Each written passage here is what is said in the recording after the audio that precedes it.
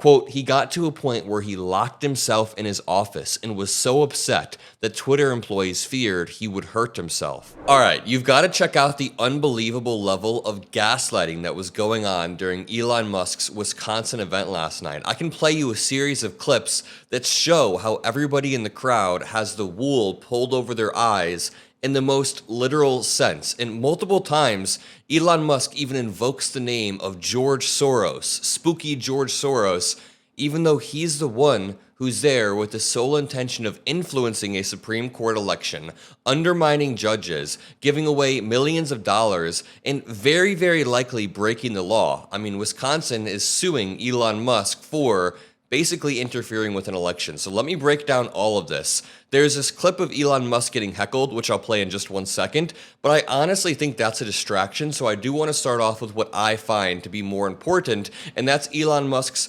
obfuscation regarding George Soros so that he could buy out a Supreme Court election in Wisconsin. All that I ask is that you scroll down and drop a like, and let's start here. Elon Musk landed in Wisconsin and immediately posted a video of anti-Elon, anti-Tesla protesters and said they are literally paid protesters. And Ryan Grimm said, I feel like I'm going crazy. Did this guy not just offer $2 million to pay people to vote in Wisconsin, in this state? And no, Ryan, you're not going crazy. Elon Musk is just intentionally flipping reality on its head and projecting. He is gaslighting you. And, you know, I got to come up with a perfect term for what Elon Musk is doing. Projection is basically it.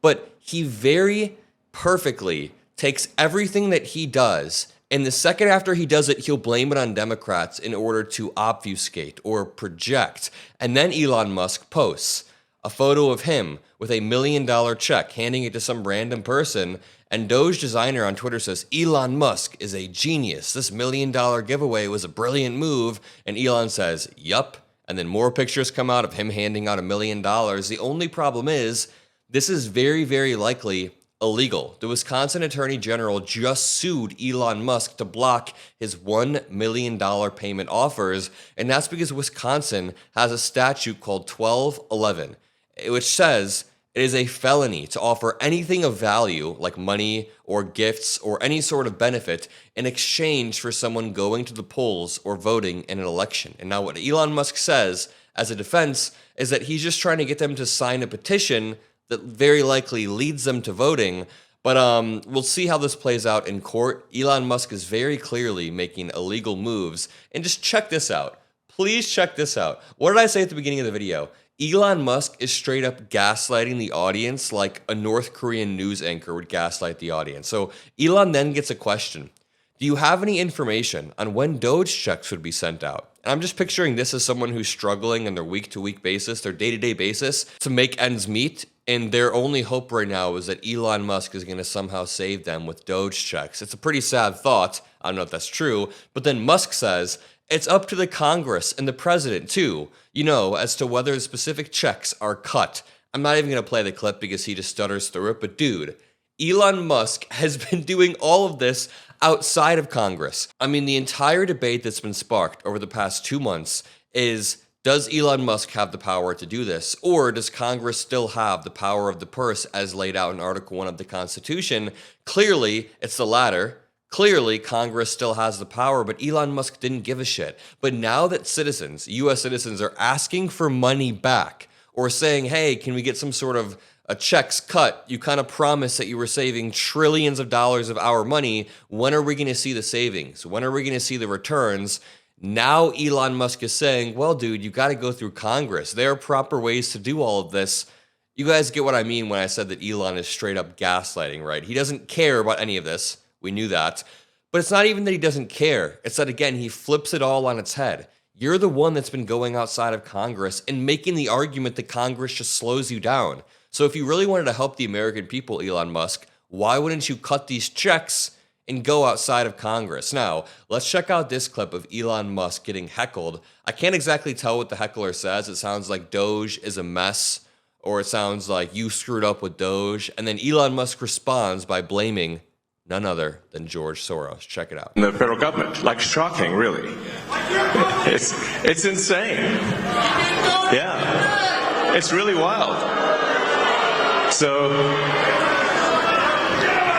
like, I mean, it was inevitable that at least a few Soros operatives would be in the audience. Can I just point out the irony in this situation? Elon Musk is in Wisconsin with the sole purpose of paying people off to either vote or to register to vote or to sign a petition. He's trying to funnel people to win this Supreme Court race for Republicans using his vast amount of wealth. And when he gets heckled for that and someone says Doge is sort of a mess, he tries to obfuscate by blaming it on George Soros for paying protesters.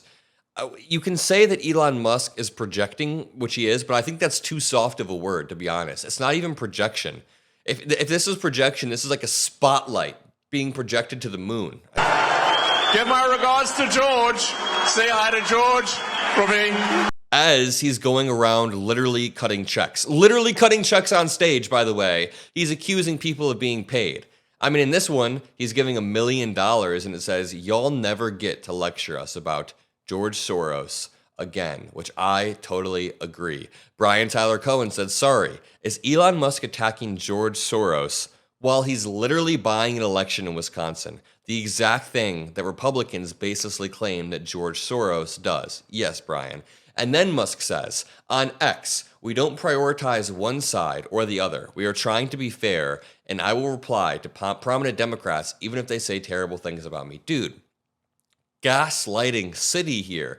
Like, genuinely, every clip I played has been Elon Musk saying the exact opposite of reality. Even Brian Tyler Cohen also calls us out. He says, I used to gain thousands of followers on Twitter each month without fail for years. Since the literal day Elon took over, I've been at 591,000 followers. He hasn't grown a bit. But sure, he doesn't prioritize one side. Or if you make a new Twitter account, you'll immediately see right-wing tweets. You'll see Elon Musk and Alex Jones before you see anything that Obama says on Twitter. And I don't go on Twitter as much. I've really toned down my usage, but every once in a while I go on there for research. I mean, my job is covering politics and what pundits say. So I'll go on there, research what people are saying, and it's just a right-wing like slop fest. It's just a bunch of far right nonsense. Literally. Let's check out Elon Musk. Well, thing to ask for. We're obviously seeing like some crazy stuff in D.C. where it seems like it's like any federal judge can stop any action by the president, of the United States. This is insane. Like we. You know, I find it hilarious that Elon Musk has repeatedly, he's done this many times, he'll point out a basic part of the American process and go, this is insane. Is anyone looking at this? How is this even happening? And what he's pointing to, the fact that judges are able to check the president, judges are able to say that this is an unconstitutional ruling and you have to stop there. Judges are able to issue temporary restraining orders. Yeah, Elon Musk, it's quite insane. Unless, number one, you either don't understand the system, which I don't think he does, or you don't understand the system and you don't care. You're trying to muddy the waters and confuse people so you can gain power. And here's a reply so Elon Musk randomly goes, oh, and the Fed. Yeah, I've always wanted to say that. I think there are 20,000 people who work at the Fed, the Federal Reserve. Why do we have so many people at the Fed and what do they do? I mean, instinctually, I think Elon Musk and Trump are trying to fire people at the Fed so they can consolidate power and control the economy through the executive branch, which is closer to communism or having central planning than we've ever been before. But someone in the reply says, Elon Musk asking why 20,000 people work at the Fed is almost like asking why SpaceX has engineers. It's how complex systems function. The Federal Reserve manages inflation, stabilizes markets, oversees banks, and supports the entire financial system. Monetary policy isn't run by vibes and memes, but when you have money, you can BS your way incongruously through a question and still get applause. People don't even think anymore, and maybe that's why Elon Musk got heckled to his face. And I just want to end this off by saying the last time Elon Musk got booed or heckled on stage at this Dave Chappelle show roughly 2 years back, he ended up almost needing a wellness check. Quote, he got to a point where he locked himself in his office and was so upset that Twitter employees feared he would hurt himself, the author of a new book says about the billionaire, after Elon Musk appeared on stage with Dave Chappelle and reportedly suffered a mental breakdown after facing angry boos. He had fears that his reputation as a tech visionary had been damaged by his seemingly chaotic moves in buying and running Twitter, and this was in 2022. So December of 2022, 2.5 years ago. Since then, it's only been downhill, and I'll leave it at that. Drop a like, subscribe. I love all of you, and I'll see you in the next video. Peace out.